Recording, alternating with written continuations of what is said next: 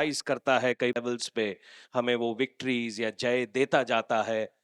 मैं विश्वास कर रहा हूँ जिन बातों से आप शायद स्ट्रगल कर रहे थे, आप शायद जिन बातों से लड़ रहे थे, स्टेप बाय स्टेप परमेश्वर उन बातों में आपको आगे बढ़ाता जा रहा है। आमेन।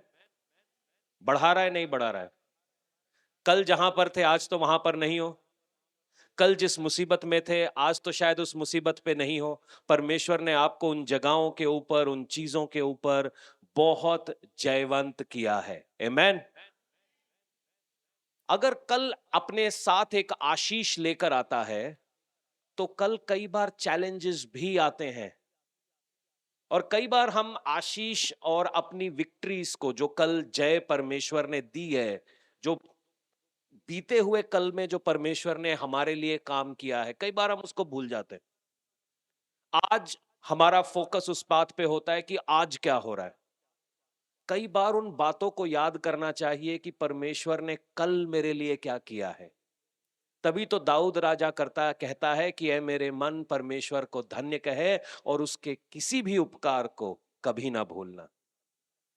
क्योंकि कई बार हम भूल जाते हैं। अगर कल परमेश्वर ने शायद मुझे किसी बीमारी से चंगाई दी है, तो आज अगर मेरे को कल पेट दर्द था, आज सर दर्द हो गया है, तो मैं वो पेट दर्द की बात, वो कहानी भूल गया हूं और सर दर्द के ऊपर हमारा सारा फोकस है।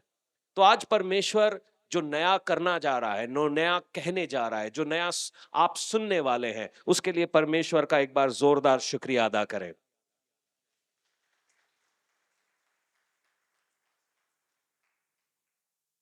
कुछ दिनों पहले मैं आपको यरीहो की बात बता रहा था, और यरीहो मालूम है क्या है? वो तब तक अंदर नहीं गए जब तक उन्होंने जीतने का जश्न बाहर नहीं मनाया। मेरी बात समझ नहीं आ रही?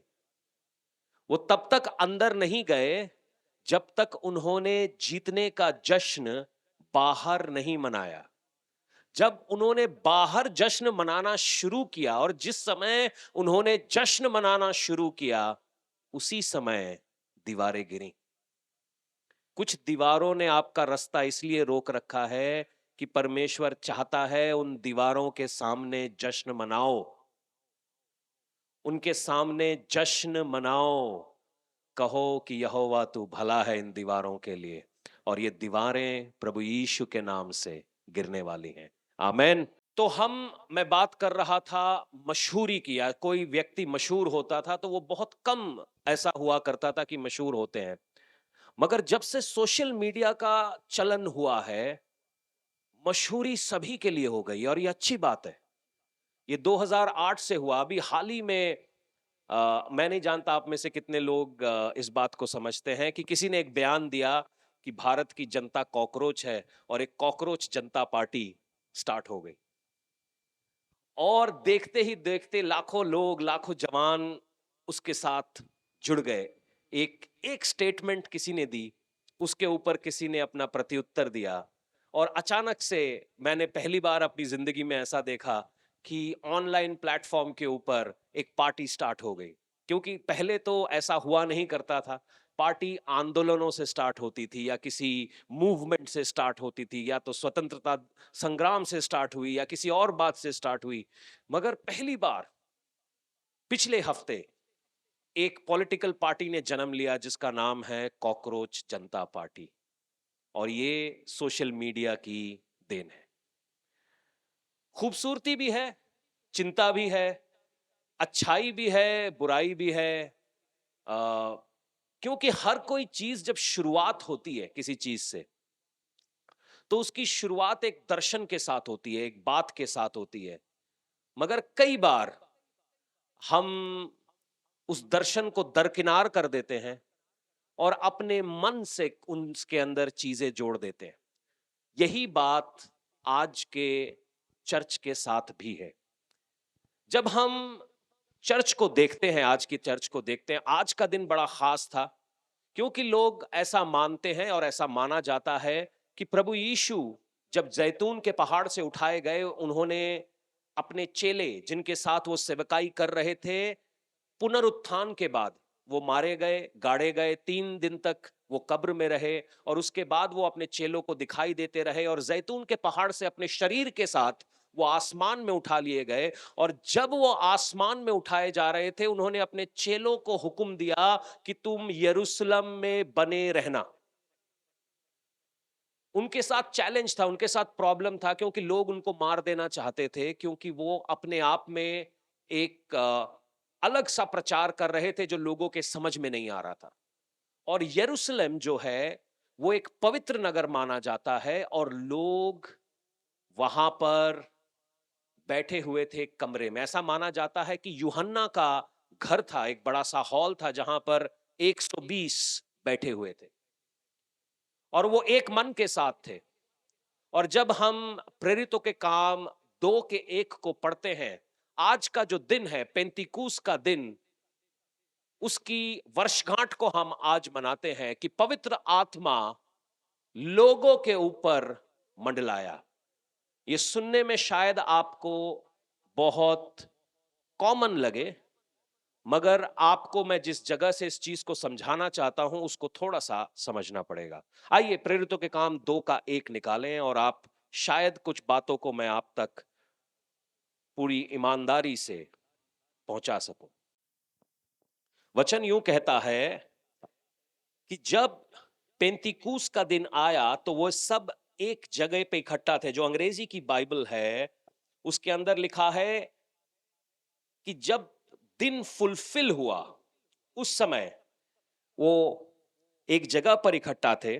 और वचन यूं कहता है, एकाएक आकाश से बड़ी आंधी की सनसनाहट का शब्द हुआ, और उससे सारा घर जहां वह बैठे थे गूंज गया। और उन्होंने आग की सी जीभें फटती हुई देखी, और उनमें से हर एक के ऊपर आ ठहरी। वे सब पवित्र आत्मा से भर गए, जिस प्रकार आत्मा ने उन्हें बोलने की सामर्थ दी, वह अन्य भाषा बोलने लगे। जब आप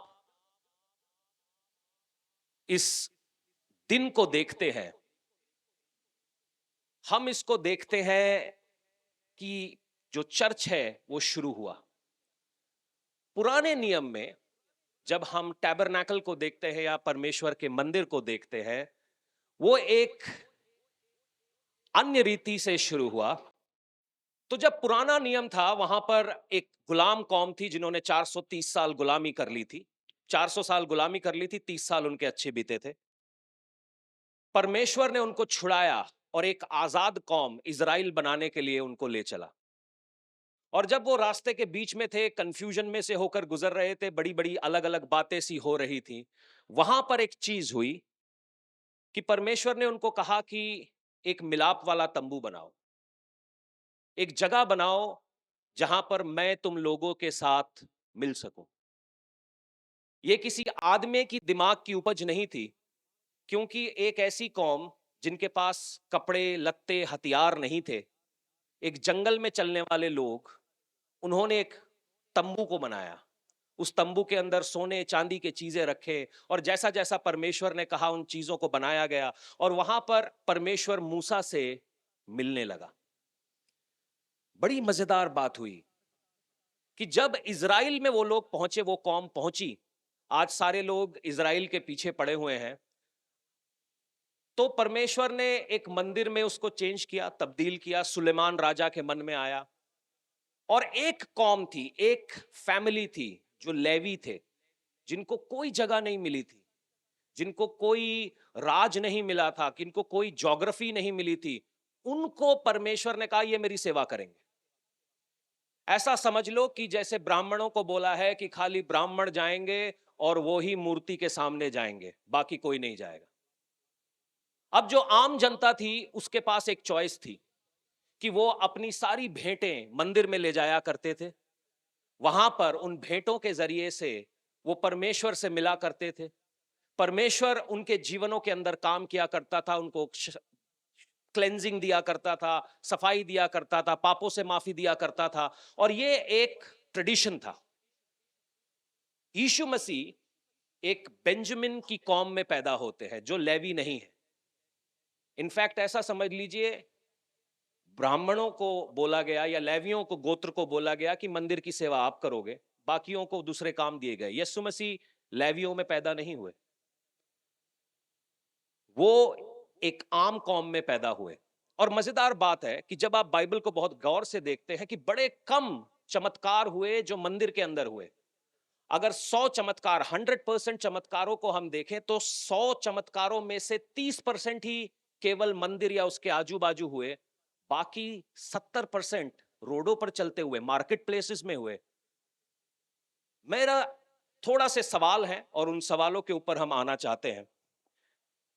तो अगर परमेश्वर ने मार्केट प्लेस के ऊपर काम करना था तो उसने मंदिर क्यों बनाया? और अगर मंदिर बनाया तो मार्केट प्लेस तक क्यों पहुंचना चाहता था? एक जरिया, जो आप लोग यहां पर बैठे हैं, परमेश्वर आपके जरिए से दूसरों तक पहुंचना चाहता है। जब प्रभु यीशु ने अपनी सेवकाई स्टार्ट की तो उनकी सेवकाई के अंदर बड़े बड़े काम होने लगे और वो सारे काम लोगों की समझ में नहीं आते थे।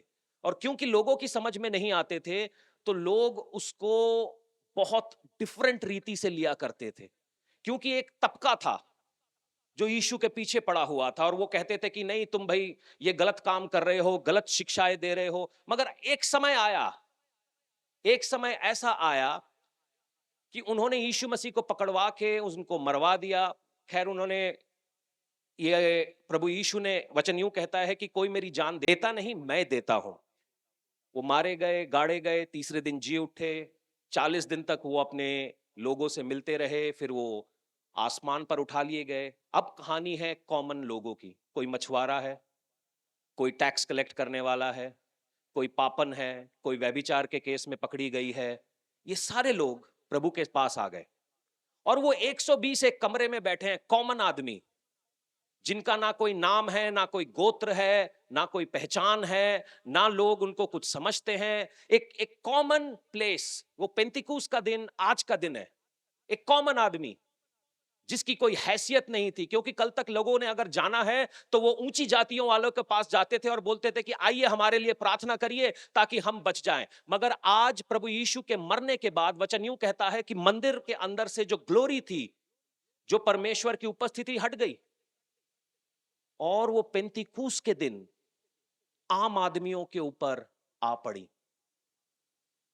और जो आम आदमी थे, यरूशलेम इस बात का गवाह है। अगर आप में से परमेश्वर ने किसी को मौका दिया यरूशलेम जाना, वहां पर आज भी वो कमरा मौजूद है जहां पर ये वाकया हुआ। लोग अन्य भाषा बोलने लगे। अचानक से कलीसिया, जो कुछ 120 आदमियों की थी, वो 3000 की हो गई। ये समझ नहीं आया और कलीसिया हर रोज मल्टीप्लाई होने लगी। जो कल तक एक भवन में या एक बिल्डिंग के मुरीद थे, वो एक मॉन्यूमेंट से बाहर निकल के एक मूवमेंट बन गए और परमेश्वर ने ये होने दिया। सुनिएगा मेरी बात, हम भी उसी मूवमेंट के मुरीद हैं। मगर मेरे दिल में कुछ बातें हैं जो मैं आप लोगों के साथ शेयर करना चाहता हूं। प्रभु यीशु जब मंदिर में गए तो मंदिर का धंधा बन चुका था। एक बार आप सभी को शायद मालूम होगा, जब आप मत्ती की किताब 21 को पढ़ते हैं, प्रभु यीशु मंदिर में गए और उन्होंने बैंत उठाई। जो परमेश्वर सबके लिए मरने वाला है, उसने बैंत उठाई और बैंत उठा के वहां पर जितने लोगों ने दुकानें लगाई थी, परमेश्वर के घर को धंधे में चेंज कर दिया था, उनकी पिटाई की। जो यीशु मरने वाला है, पापियों को माफ करने वाला है, उसको इतना गुस्सा क्यों आया कि उन्होंने मंदिर को धंधे में चेंज कर दिया। उसने कहा मेरा घर प्रार्थना का घर है, धंधे वालों का घर नहीं। स्टेप 1। और यहीं से एक विकार उत्पन्न हुआ, क्योंकि लोगों ने इसको अपना बिजनेस बना लिया था। लोगों ने इसको अपनी जिंदगी का एक एक कमाई का जरिया बना लिया था। मजेदार बात होती है, अब थोड़ा सा इसको समझने की कोशिश करिएगा। परमेश्वर ने एक मूवमेंट स्टार्ट किया। अगर आप पिछले हफ्ते मेरे साथ थे तो हम एक ऐसे नबी की बात कर रहे थे जिसके ऊपर परमेश्वर का बल था, परमेश्वर की सामर्थ थी, परमेश्वर का वचन था। परमेश्वर का वचन जब उसके ऊपर आया, वो जेरोबोआम राजा के पास गया, जो तेरी वेदी बनी है ना, गिर जाएगी। गिर गई। राजा को गुस्सा आया, वो उसको पकड़वाने लगा। उसका हाथ, इस नबी ने प्रार्थना की, उसका हाथ ठीक हो गया। मगर नबी को परमेश्वर ने एक बात कही थी कि बेथेल के अंदर कुछ नहीं खाना। उसको अचानक से एक और नबी मिलता है और वो कहता है कि नहीं नहीं नहीं, परमेश्वर ने बोला मेरे घर खाना। जो उसको हुक्म मिला था, वो हुक्म को अधूरा छोड़ के वो उस पुराने नबी के घर खाना खाने चला जाता है, और वचन यूं कहता है कि एक शेर उसको मार देता है। सवाल ये नहीं होता है कि जो परमेश्वर एक पापी राजा का हाथ हील कर देता है, वो और अपने नबी को कैसे मरने देता है। परमेश्वर का हुक्म सब हुक्मों से ऊपर है।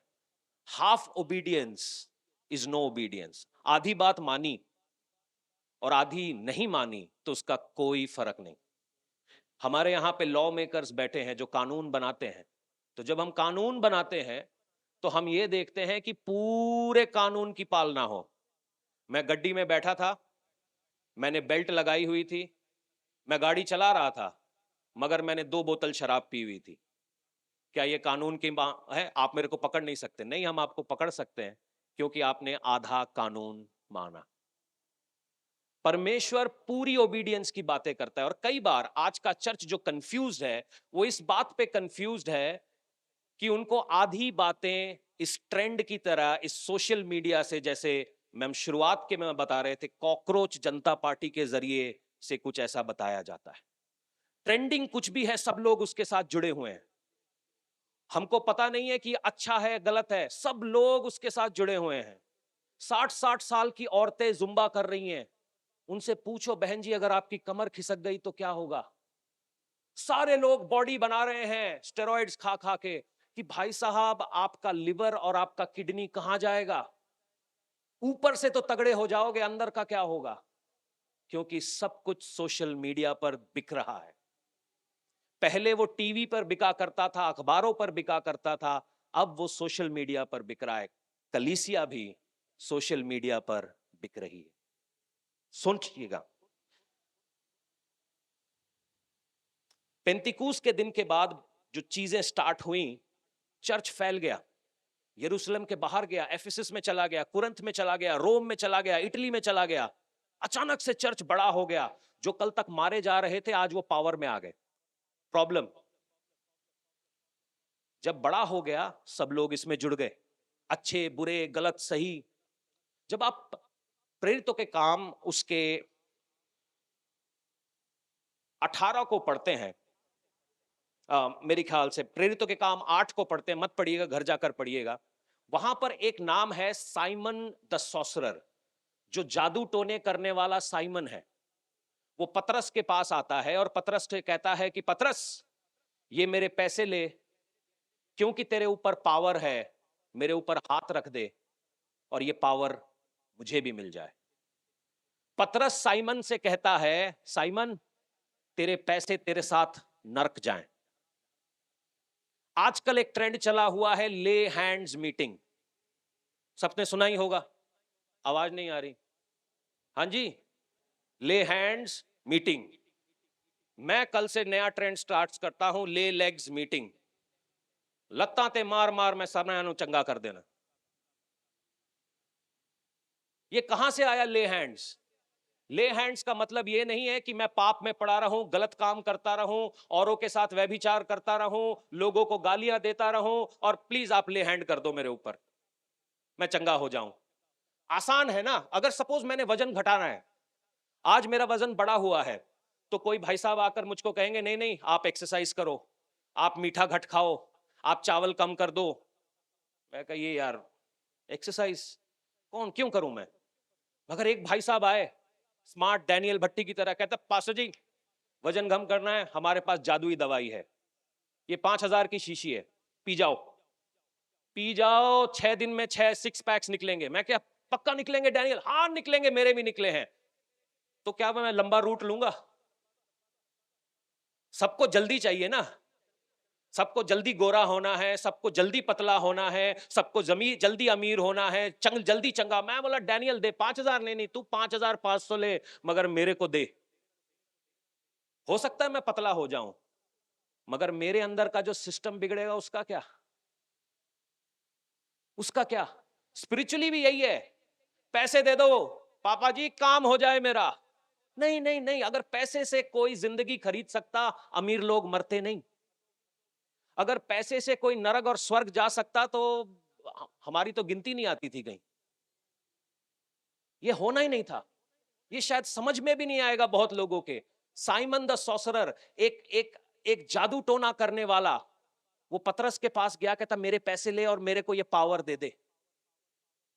पतरस कहता नहीं।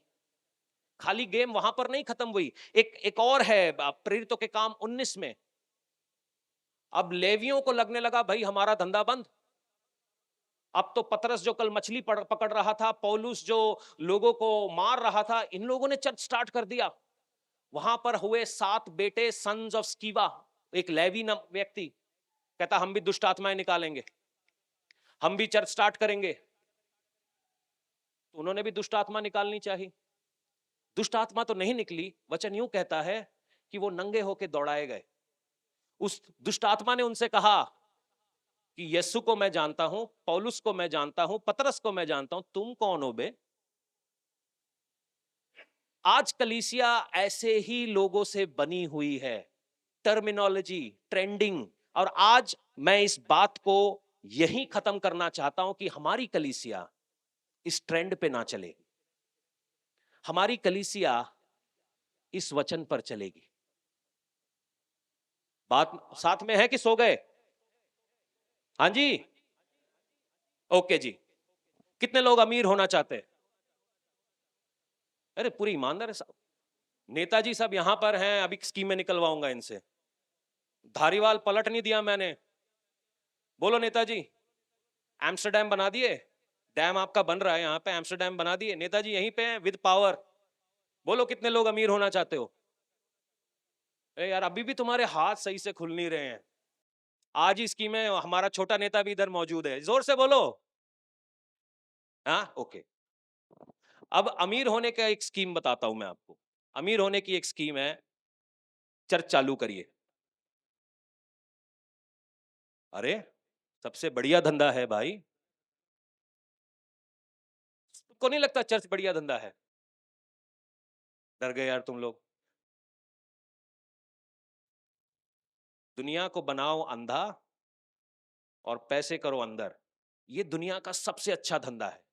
चाहे आप किसी भी तरीके से किसी भी कौम में चले जाइए, हर कौम में ऐसे लोग बैठे हैं जो आपके अंधविश्वास को फ्यूल करना चाहते हैं।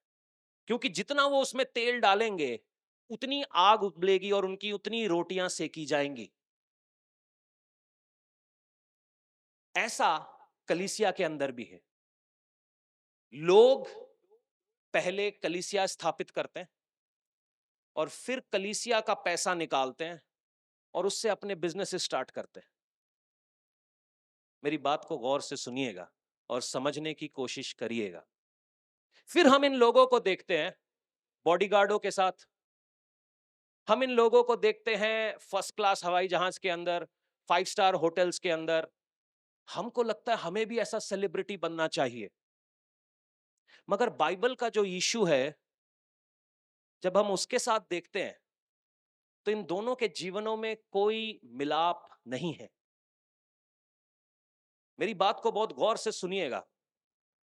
आज नेताजी यहां पर हैं, उनकी सिक्योरिटी वाले भी आए हैं, बाहर हैं वो। अगर दादागिरी करनी होती, सपोज तो ये तो नेताजी हैं, पास्टर जी अपनी सिक्योरिटी के साथ चर्च में घुस रहे हैं, भाई डर किस बात का है? अपने घर में तुझे सिक्योरिटी चाहिए तो लख लानता तेरे ते, लख लानता। जे तेरे भरावां दे विचों तैनू अपनी सिक्योरिटी नहीं करनी आई तो की करेगा? मेरी बात समझने की कोशिश करो। और हम जब इसको देखते हैं हमको लगता है यही नॉर्मल है। नहीं जी, नॉर्मल नहीं है। प्रभु के एक बहुत बड़े दास हुए रेनहार्ड बॉन्की, जिन्होंने पूरा साउथ अफ्रीका अकेले बंदे ने हिला दिया। 2019 में वो प्रभु के पास गए। अभी तब तक मेरे को कोई खबर नहीं थी कि उनके पास 1 रुपए का कोई बॉडीगार्ड हो। उनके साजू बाजू जो काम करता था उसका नाम है डैनियल कोलिंडा। हट्टा कट्टा 6.5 फुट का लड़का है। वो अभी सेवकाई चलाता, वो उनका बॉडीगार्ड था। बॉडीगार्ड का मतलब सेवा करने वाला। पूरा साउथ अफ्रीका बंदे ने हिला दिया बिना बॉडीगार्ड के। अभी जिनकी मूछें नहीं आई उनको बॉडीगार्डों की लोड पड़ रही है। मतलब केड़ी केड़ी जमीन का कब्जा लेना पाजी, कहां कब्जा लेना है? और हमारी बुद्धि मारी गई है कि हम इनको स्टार्स और सुपरस्टार्स समझ लेते हैं। कलीसिया में ये कल्चर नहीं चलता। यीशु मसीह, अब आप बड़ी बात को सुनिएगा, पौलुस अपनी सेवकाई को पूरा करने के लिए टेंट बनाने के लिए गया। जब आप प्रेरितों के काम 18 को पढ़ते हैं, वहां पे प्रिसिला एक्विला नाम के दो लोग थे जो इटली से आए थे और रोमन्स थे। वो अपनी कमाई के लिए टेंट बनाते थे। पौलुस उनके साथ लग गया, उनके घर गया, कहता जी मैं सेवा करने आया हूं, पैसे नहीं थे, चलो सब मिलके टेंट बनाते हैं, टेंट के पैसे से चर्च चलाएंगे। आजकल क्या होता है, चर्च से चंदा इकट्ठा किया जाता है, फिर मेरे बिजनेसेस चलते हैं। किसी ने मेरे को फोन करके कहा कि हमारा पास्टर बहुत महान है। मैंने कहा कैसे? अगर आप ऐसी बात सारी जानकारियां चाहते हैं तो 1 महीना आप हमारे साथ आके काम करिए, ऐसी सारी जानकारियों की भरपूरी है। मैंने कहा कैसे? कहता हमारे पास्टर जी प्रिंटिंग प्रेस चलाते हैं। मैंने कहा हालेलुया, कहां पे प्रेस चलाते हैं? कहते हैं जलंधर में। मैंने कहा वेरी गुड, कौन सी मशीन है उनके पास? कहता मशीन नहीं पता मगर सबसे ज्यादा बिजनेस उनके पास है। मैंने कहा सबसे ज्यादा बिजनेस पास्टर जी के पास? 14 साल मैंने एडवर्टाइजिंग में निकाले हैं। हमें पता है कि प्रिंटिंग में कितनी क्वालिटीज होती हैं। एक क्लाइंट को सेटिस्फाई करने के लिए सर का पसीना पांव से और पांव का पसीना सर से निकलता है। मैंने कहा आपके पास्टर जी चर्च चलाते हैं या प्रिंटिंग करते हैं? कहते नहीं नहीं, सारा खर्चा प्रिंटिंग से आता है, वो बड़े ईमानदार हैं, 1 रुपया नहीं लेते। मैंने कहा आप जस्ट डायल खोलिए, 2000 प्रिंटर्स मौजूद हैं।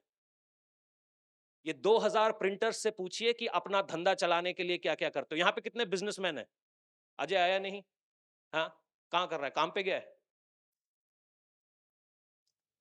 बिजनेस चलाने के लिए क्या क्या करते हो? हाँ जी, कोई और काम सूझता है? कोई और काम कर सकते हो? नहीं ना। इतना चमत्कार पाजी ताडे पाले में ही हो रहा है, साड़ा थोड़ा हमारे पाले में भी भेजो। चर्च का चंदा उठा के, चर्च की प्रिंटिंग करके, चर्च से ही पैसे लेके और चर्च के अंदर ही मैं डॉन बन जाऊं तो मेरे से जैसा। और दुनिया कह रही है वाह जी वाह। चर्च का पैसा इकट्ठा किया, चर्च की बिल्डिंग नहीं बनाई, स्कूल बनाया।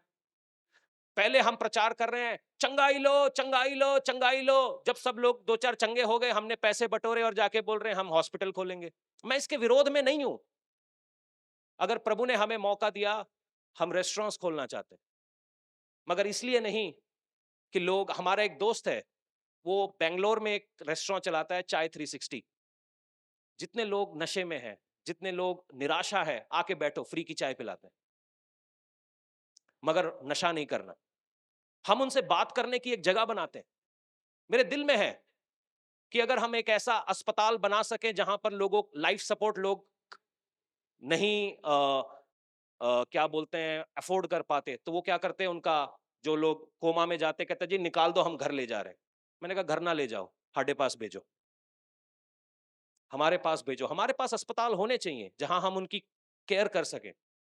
हमारे पास ऐसी जगहें होनी चाहिए जहां पर हम जानवरों की केयर कर सकें, इंसानों की केयर कर सकें। मैं इसके विरोध में नहीं हूं। स्कूल कॉलेजेस होने चाहिए, हम अपने बच्चों को अच्छी शिक्षा तालीम दे सकें कि कल से वो नशा ना करें। मेरा बस चले, मैं यहाँ पे स्पोर्ट्स क्लब चलाऊं।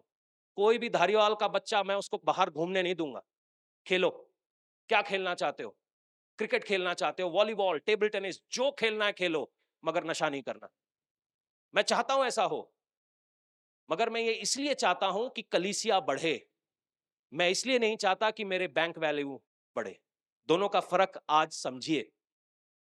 चर्च से निकाल के पैसा मैं अपनी जेब में भर रहा हूं या अपनी जेब के पैसे से चर्च चला रहा हूं, थोड़ा सा चेंज की बारी है। बोलो बात समझ में आ रही है?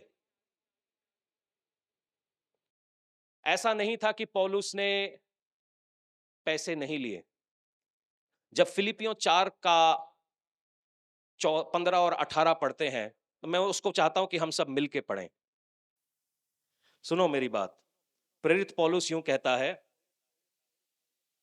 हे फिलिपियों, तुम आप भी जानते हो कि सुसमाचार के प्रचार के आरंभ में जब मैं मकदूनिया से विदय हुआ तो तब तुम्हें छोड़ किसी मंडली से लेने के विषय में मेरी सहायता नहीं की। इसी प्रकार से जब मैं थिस्सलुनीके में था, तुम में से तुमने मेरी घटी को पूरी करने के लिए एक बार क्या वरन 2 बार कुछ भेजा। यह नहीं कि मैं दान चाहता हूं, परंतु मैं ऐसा फल चाहता हूं जो तुम्हारे लाभ के लिए बढ़ता जाए। सुनिएगा इस बात को। बहुत सारे लोग बोलते हैं पौलुस खाली टेंट मेकर था। वो टेंट मेकर नहीं था। वो टेंट इसलिए बना रहा था कि वो चर्च को बढ़ा सके। पौलुस अपने कामों को कर रहा था, ठीक है। और वो काम क्या था? सुसमाचार एक्सपैंड करना। लोग मदद कर रहे थे उसकी, लोग उसके साथ खड़े थे, लोग उसको दे रहे थे, और उससे वो सुसमाचार चला रहा था, ये नहीं कि अपनी रोल्स रॉयल्स चला रहा था। गाड़ी बीएमडब्ल्यू भी होती है, गाड़ी मारुति भी होती है, चलती दोनों है। आपको बीएमडब्ल्यू क्यों चाहिए जब मारुति में आप अपना सफर आराम से कर सकते हो? कोई बाबा जी से पूछे जो कल तक अनुलोम विलोम कर रहे थे, 4 जेट कहां से आ गए? सारा टैक्स फ्री। पाजी की हो की रहा हाडे तो मतलब बिजली दे मीटर नहीं माफ कर दे, सारा टैक्स फ्री अनुलोम विलोम कर करके। कोई पूछता नहीं पाजी जट्टा दा करोगे की, आपने तो रहना खाली देहरादून में। कोई नहीं पूछ रहा, कोई सवाल ही नहीं पूछता। सबकी जबान पेट के अंदर चली गई है। हमने सवाल बहुत पहले पूछ लेने चाहिए थे, हम नहीं पूछ रहे। चर्च के अंदर भी यही है कि सवाल ना पूछो, श्राप मिल जाएगा। सवाल ना पूछो, अपोस्टल जी श्राप दे देंगे, प्रॉफिट जी श्राप दे देंगे। तो सवाल क्यों ना पूछो जी, सवाल क्यों ना पूछो। जो सवाल नहीं पूछ सकता वो गुलाम है। आजादी यहां से है। सवाल पूछो, हर बात पे सवाल पूछो। कई बार आप स्कूल्स में जाते हैं ना, तो टीचर लोगों को जो ज्यादा सवाल पूछता है ना, अच्छा नहीं लगता। वो टीचर ही सही नहीं जो समझा ना सके। बात समझ में आ रही है? सवाल क्यों नहीं पूछे? लोग यीशु के पास गए। निकोदिमस नाम का एक स्कॉलर यीशु मसीह के पास गया कि जजी स्वर्ग कैसे जाएंगे। पौलुस ने सवाल पूछे, पतरस ने सवाल पूछे, जक्की ने सवाल पूछे, किसने नहीं पूछा? हमारे को सिखाया जाता है कि सवाल मत पूछो। अरे पूछो जी, मैं बोलता हूं पूछो। अगर आज के प्रचार में कुछ ना समझ आए, मुझसे पूछो, फोन करो, मेल डालो, व्हाट्सएप करो, मैं खुद समझाऊंगा तुम्हें। सुनिए, दूसरी चीज जो होती है, जो चर्च के अंदर हमें देखनी चाहिए, वो है डिसाइपलशिप। चेले। यीशु की सेवकाई की शुरुआत हुई चेले बनाने से। यीशु ने बपतिस्मा लिया, आकाशवाणी हुई, और जैसे ही आकाशवाणी हुई, कुछ चेले उनके पास आए, कहते हैं हम देखना चाहते हैं तुम कहां रहते हो। कहां रहते हो मतलब? नहीं, हम तुझे अपना गुरु मानना चाहते हैं, मगर इससे पहले हम तेरे को अपना गुरु माने, हम तेरी लाइफ देखना चाहते हैं कि तू इस लायक भी है कि नहीं है। आजकल की मिनिस्ट्री क्या है कि एक स्टार के साथ जैसे, एक एक वीआईपी की तरह। ऐसे मैंने किसी को भी नहीं देखा, यीशु को नहीं देखा। यीशु बोलता है चल मेरे साथ चलो, मैं जहां रहता हूं आके देखो।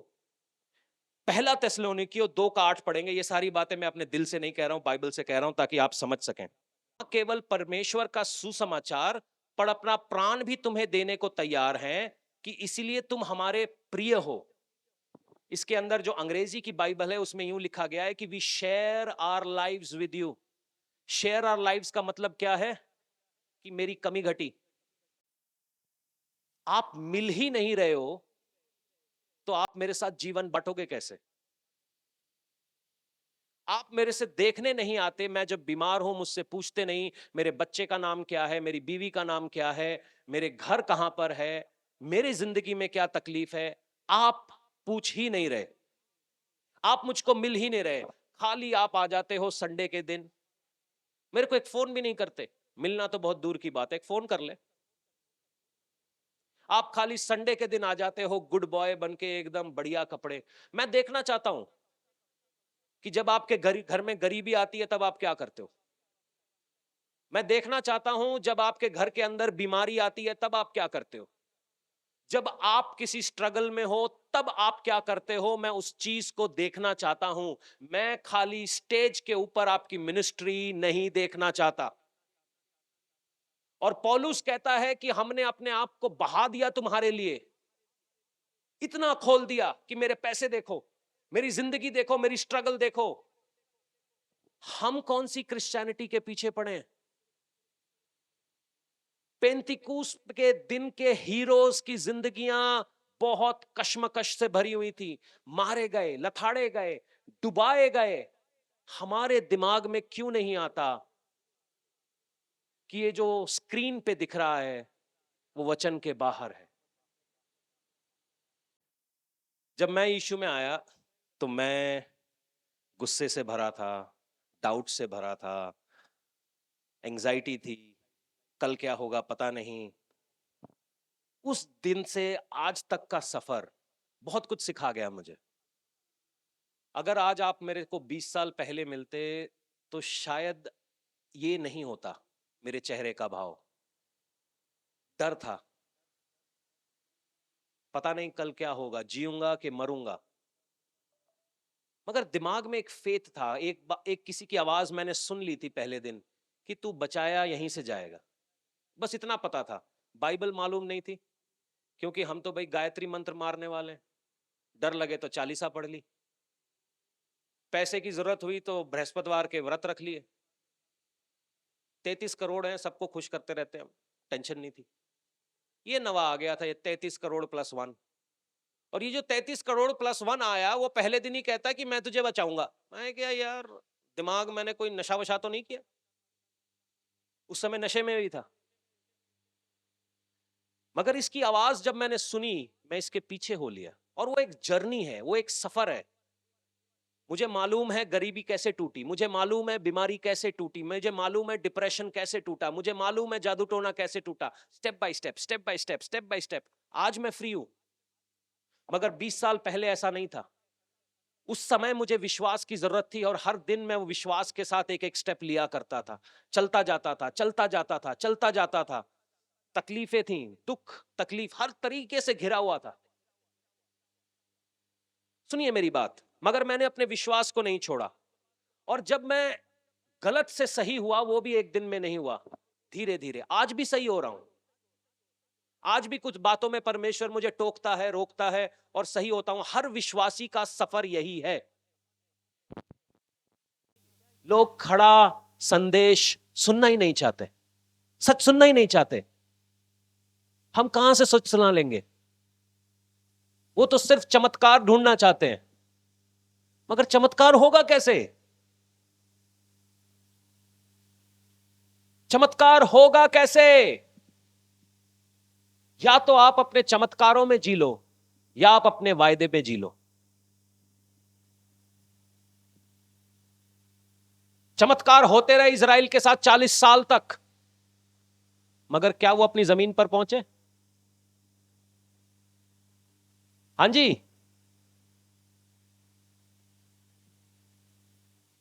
सुनिए, अपनी आंखें एक सेकंड बंद करिए।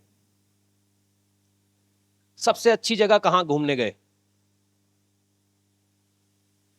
सबसे अच्छी जगह जो आप घूमने गए हो आज तक अपनी जिंदगी में? Dalhousie, Himachal, Switzerland, London, America, Amsterdam, कुछ भी, झुमरी तलैया, सहारनपुर, काठगोदाम, रायबरेली, अमृतसर, डाबी मोहल्ला, सब जगह है, मॉडल मॉडल टाउन। सुनिए सुनिए, आपको क्या उसका सफर याद है? क्या आपका सफर याद है? हाँ, आपको मंजिल याद है। मैक्सिमम लोगों को वो मंजिल याद होगी, वो जगह याद होगी जहां पर आप घूम के आए हैं। मगर आप में से बहुत सारे लोगों को सफर याद नहीं होगा। बहुत कम याद होगा, याद भी होगा तो बहुत कम। मगर अगर मैं आपसे पूछूं कि दिल्ली का कुतुब मीनार देखा, आगरा का ताजमहल देखा, तो आप सब बता देंगे। इंडिया गेट देखा, आप तो बता देंगे। मगर वो सफर, वो जो ट्रेन में किसके बगल में बैठे थे, फ्लाइट में किसके बगल में बैठे थे, आपकी एयर होस्टेस का नाम क्या था, आपका जो फ्लाइट चला रहा था उसका नाम क्या था, वो आपको किसी को याद? मुझे याद नहीं। मुझे मेरी मंजिल याद है। जो मिरेकल्स हैं वो आपकी जर्नी का हिस्सा हैं, वो आपकी जर्नी को एक्साइटिंग बनाते हैं, फेथ बढ़ता है। मगर जब आप मंजिल पर पहुंच जाते हो, अधिकार वहां पर बढ़ता है। अधिकार से मतलब है दुष्ट आत्माओं को गेट आउट करो, वो निकलेंगी। शैतान को हराओ, वो हारेगा। अधिकार वहां पर बढ़ता है। मिरेकल्स गुड है, मगर अधिकार ज्यादा बढ़िया है। सुनिए,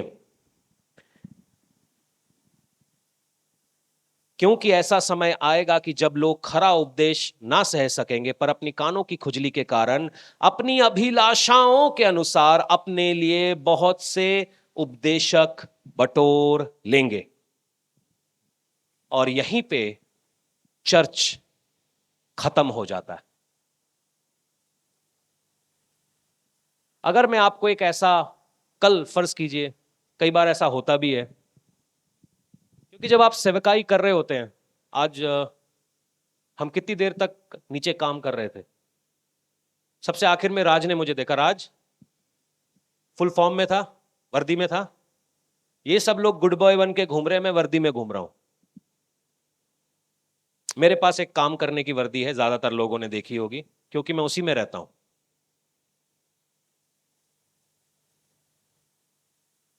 सूटेड बूटेड नहीं रहता, अपोस्टल जी की तरह।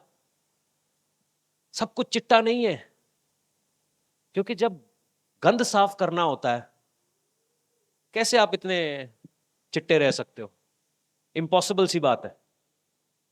किसी चरवाहे को पूछो, जो पास्टर की जो यूनानी मतलब है वो चरवाहा है।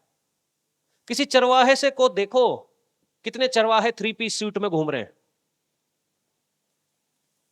देखो जरा, गौर से देखो। इन गुजरों के पास जाके देखो जिनके पास 100-100 भैंसे हैं, करोड़पति होंगे, मगर कपड़े उन्होंने यूनिफॉर्म ही पा रखी है। हमने क्या किया? स्टार कल्चर चर्च में आने दिया, और अब हम उसके पीछे चल रहे हैं। हम उसके पीछे चल रहे हैं, हमने दाएं बाएं लेफ्ट राइट कुछ नहीं सोच रहे, क्योंकि हमें लगता है हमें भी वैसा बनना है, हमको भी वही चाहिए, क्योंकि दिखने में मन भावना है। हवा को भी यही लगा कि वो दिखने में मन भावना है, आओ खा लेते। आज पेंतिकुस के दिन चर्च पवित्र आत्मा को पाए। क्या तुम नहीं जानते कि तुम परमेश्वर का,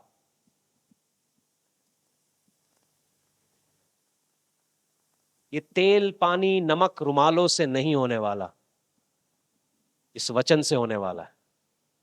जितना इसको खाओगे उतना बदलते जाओगे। हम संडे को, हमारे चर्च की एक प्रॉब्लम है, अभी आप में से कुछ लोग एक्साइटेड होंगे, प्रेयर के लिए आगे भी आएंगे, मगर जैसे ही घर जाएंगे कुछ आफत होगी, टीवी के आगे, मोबाइल के आगे बैठ जाओगे। मैं टीवी के खिलाफ नहीं, मोबाइल के खिलाफ नहीं, मैं इसके खिलाफ हूं कि जो आज परमेश्वर यहां पर आपके अंदर कर रहा है, आप उसको इकट्ठा क्यों नहीं कर रहे? क्या पेट्रोल भरवा के उसको ऐसे ही रोल देते हो? क्योंकि उसकी कीमत देनी पड़ रही है। अगर यही ले हैंड्स के 5,000 तुमसे ले लिए तो ले नहीं सकता क्या? ले सकता हूं। मैं जानता हूं किसके घर में क्या तकलीफ है, किसकी जेब में कितना पैसा है, बहुत अच्छे से जानता हूं। तेरे घर में ये तकलीफ है, हट इसलिए नहीं रही, मालूम है? पता है क्यों? वॉलपेपर नहीं लगाया ना चर्च में तूने, लगा दे, आज ही हट जाएगा। पता है तेरे घर में ऐसा क्यों है? तू ना चर्च के साथ जुड़ नहीं रहा, तुझे चर्च के लिए टीवी देना चाहिए। पता है ऐसा क्यों है? ये सब काम किए जा सकते हैं। आपको पता भी नहीं चलेगा, मगर वचन के विरोध में है ये। मैं ये नहीं कहता हूं, हमारे को बड़ी जरूरतें हैं, हर संडे आपको अलग अलग आदमी आके अलग अलग जरूरतें बता। आज भी हम 12 बजे लाइव हुए क्योंकि हमारे इक्विपमेंट्स पुराने हैं, मगर हमने कभी जोर नहीं दिया। परमेश्वर देने वाला है, आपके दिल में डालेगा, आप सो करोगे। मगर हमारी सेवकाई नहीं रुकेगी, हमारी सेवकाई नहीं रुक सकती या ना रुकेगी, मगर बेवकूफ किसी को नहीं बनाना जाएगा। सुनो, आज परमेश्वर की हुजूरी हम सभी के जीवन पे आए, हम प्रभु का मंदिर बन जाएं, गॉड्स टेम्पल। हम प्रभु का मंदिर बन जाएं, हम प्रभु का मंदिर बन जाएं। ये हमारी प्रार्थना हो। अपने मुंहों को खोलें, आज आप अपने मुंहों को खोलें और कहें कि प्रभु आज हम तेरा मंदिर बनना चाहते हैं। नकलीपन नहीं, झूठ नहीं, दकियानूसी चीजें नहीं, शो ऑफ नहीं। आज हम तेरा मंदिर बने, आज हम तेरा मंदिर बने। आज पेंतिकुस्त का दिन है, जब 120 कॉमन आदमियों के ऊपर पवित्र आत्मा आया। आज पेंतिकुस्त का दिन है, जब जीवन बदला।